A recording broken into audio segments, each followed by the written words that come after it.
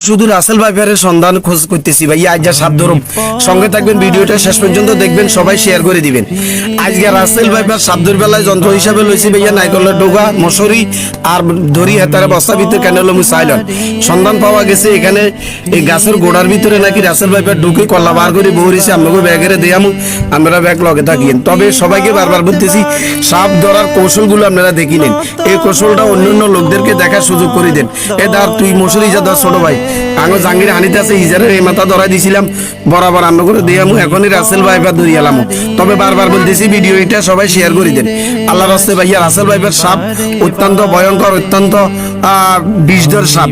এই সাপে ধ্বংস করলে এই দেখেন ভাইয়া, হেরে দিদি হাতার কল্লা দেননি, এই কল্লা খান দেখছেন নি হাতার এইটার ভিতরে হয়ে দিয়েছেন, হাতার কল্লা দেওয়া গেছে। যাক, এখানে নারকেল গাছের গোড়া এবং আমাদের গাছের শিকড়ের ভিতরে এত ঢুকি বহরিছে, মশারি দিয়ে সুন্দর করে ধর।